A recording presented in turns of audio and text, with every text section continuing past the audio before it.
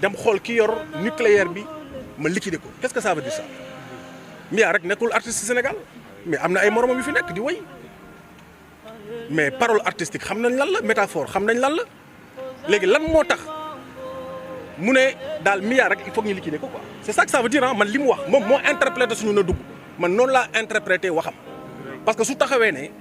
xale bu yoree bombe ay xale bu ñu yoree bombe da nga leen di bàyyi nga dem xool ki yore nucléaire nga dagg ay tànkam mais loolu ça veut tout simplement dire que Mia est ma cible te Mia dama koy liquider Mia dama koy wàcce loolu bu ko waxee dama koy wax ni que yaa ngi wax lu la neex xaw ma fan nga nekk pour regarder li mais na nga xam ni Mia dafa am ndey dafa am baay dafa am ay mag ci réew mi dafa fi am ay nijaay am fi ay umpaañ Sénégal yu ñëpp a ko bokk la loi c'est la loi et nul n'est censé ignorer la loi elle habite pas avec des illettrés Mia dëkkul ak ay dof Mia ay nit la dëkkal ay kilifa la dëkkal papam ku ko xam li mu def ci réew mi xam li mu investir ci réew mi ci wàllum social ci wàllum ci ay écoles yu mu defar dans le cadre social ci ay infrastructures yu mu may sénégalais yi ci ay forages yu mu tabax c'est des milliards et des milliards ce n'est pas n'importe qui et j'en profite pour dire aux gens qui disent que Mia dañ ko bàyyi muy def lu ko neex parce que tout simplement xaalis bi moo tax ngeen xam ni Mia suñu kër moo ci gën a pauvre ku xam Alassane Guissé papam xam ni que Mia jógewul ci famille wu n'importe qui ku ma xam man xam moom ci ki mu topp xam ni ko ñoo ko ëppale fuuf donc les gens qui pensent que Mia ñun famille am dañ toog di ko seetaan muy def lu ko neex ñi ngi nax seen bopp loolu dinañ ci ñëwaat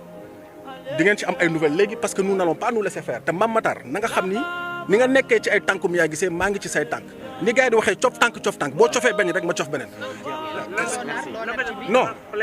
non loolu dinaa si ñëw man du ma moom xam nga moom lu xew rek mu gis média yi moom chaque jour mi gis média te gis nga kilifa soo waree am looy wax da nga koy waxtaanee ci sutura régler ko ci sutura am nga siège yow nga ne sa ONG nu mu tudd ONG islamique Jamra islamique bu dëgg nous ne sommes pas dans un pays islamique nous sommes dans un pays laïque bu doon tey on est dans un pays islamique kon ñun ñëpp kenn du fi taxaw kon boo duggee Almadies xale yi nga fay fekk ñi taxaw gendarmerie yi di leen rob gauche droite te kenn jàpp leen du fi am kon ku fi sàcc dagg nañ sa loxo kon ku fi rey nit rey nañu la on est dans une religion de tolérance yàlla suñu boppam ci boppam moo njëkk a joxe tolérance kon nag benn nit ñun duñu teg fitna ku ñu war a jéggalu dinañ ko jéggalu mais ku ñu jàpp ni ko waruñu ko jéggalu nga am acharnement suñu kaw nga nekk suñu kaw ñu nekk sa kaw loolu moom dama bëggoon moom mu xam ko déjà présent bundu xataal yi muy jàpp xale yi di leen ko bundu xataal ci réew mi